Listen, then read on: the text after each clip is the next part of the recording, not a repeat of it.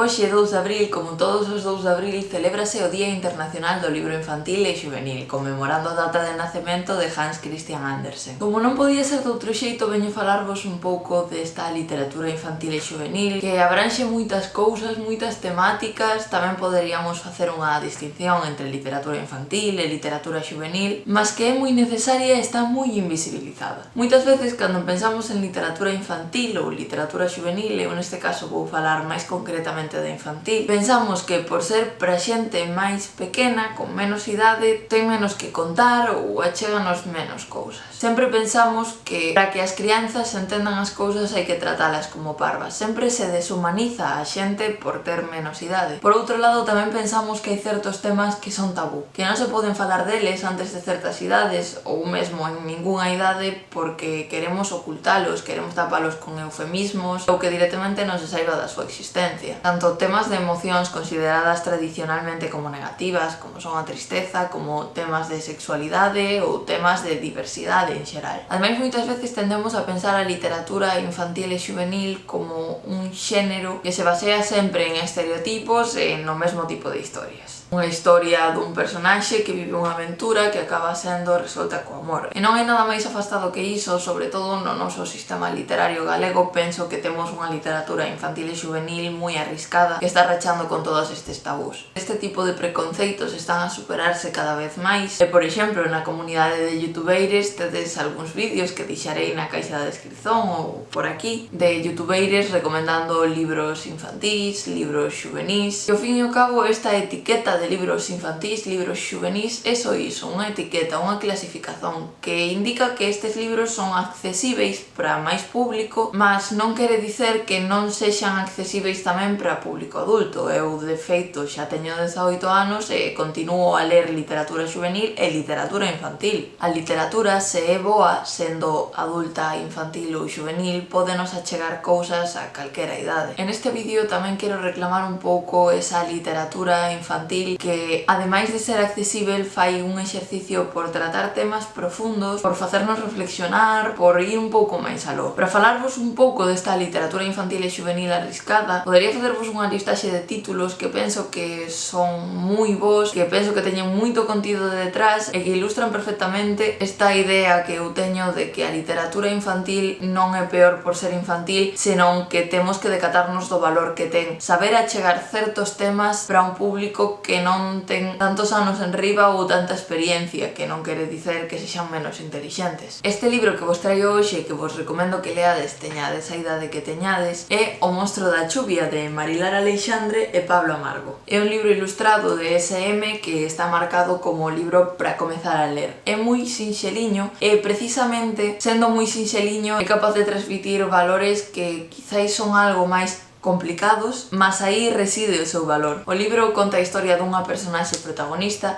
Chis, que me parece moi importante resaltar que é unha personaxe sen marca de xénero. En ningún momento no libro se empregan pronomes, adxectivos, sustantivos con marca de xénero. A personaxe non é tratada en ningún momento nin en masculino nin en feminino. É un detalle que para min é tan importante, pasou desapercibido aos ollos da crítica no seu momento. Facendo unha personaxe sen marca de xénero na linguaxe damos cabida a moitísima diversidade e non estamos pechando sempre todo nestas caixas tan opresivas que son os xéneros. Ademais, pareceme moi revolucionario este concepto nun libro que foi publicado no 2003. No debuxo, isto reflíctese tamén nunha personaxe moi andróxina, que non ten trazos que socialmente poderíamos considerar máis tradicionalmente masculinos ou femininos, de xeito que calquera persoa que lea o libro se pode sentir identificada. Como vedes, e xa que falamos dos debuxos, estes teñen unha gran calidade. Xogan moito coas formas, coas cores, dun xeito moi atractivo para as crianzas que se acheguen a el e dun xeito que lles axuda a comprender os conceptos que no texto aparecen. Gosto especialmente dos contrastes entre a repetición o igual e de súpeto o diferente, que é o paraugas vermello, os motivos xeométricos, como todas as formas están simplificadas, e o xogo coa cor, que ao final son todo cores escuras, brancos e negros, e de súpeto paraugas vermello, que é o elemento que vertebra a narración. Non quero ensinarvos moito tampouco para que vos o leades, mas xa vos digo que tanto o texto como o debuxo complementanse perfectamente e, de feito, Pablo Amargo, o ilustrador, levou o Premio Nacional de Ilustración nomeación no 2004 por este libro. Aquí teño que facer unha pequena anotación. Premio nacional refírome ao premio estatal, en verdade, o premio do Estado español.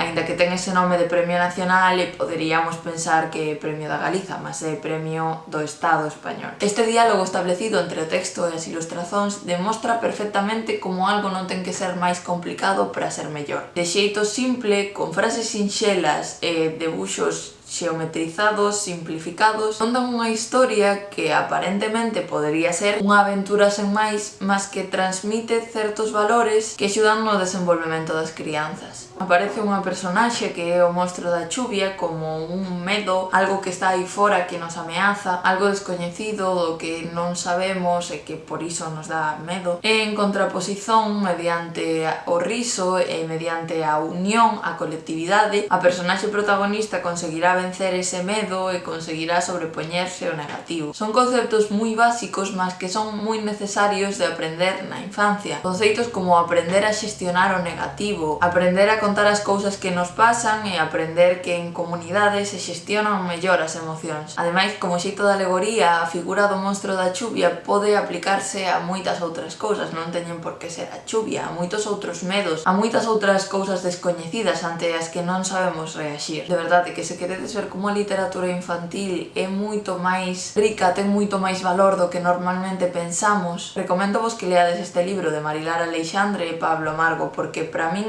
é un exemplo perfecto. Mas tamén se queredes podo facer algún outro vídeo recomendando vos outras lecturas, tanto infantís como xuvenís, mas neste día apetecíame reivindicar esta literatura infantil que é bastante máis valiosa do que pensamos. Ficoume un vídeo un pouco pequeniño, mas non quería liarme para que vos vaiades a ler o libro, que tamén é pequeniño, mas as cousas pequeniñas teñen moito que contar. Se vos gustou este vídeo, podedes suscribirvos, darlle a like, que sempre axuda, e deixo-vos por aquí un vídeo que vos pode gustar e un círculo para que vos suscribades. Vémonos na próxima. Un saúdo.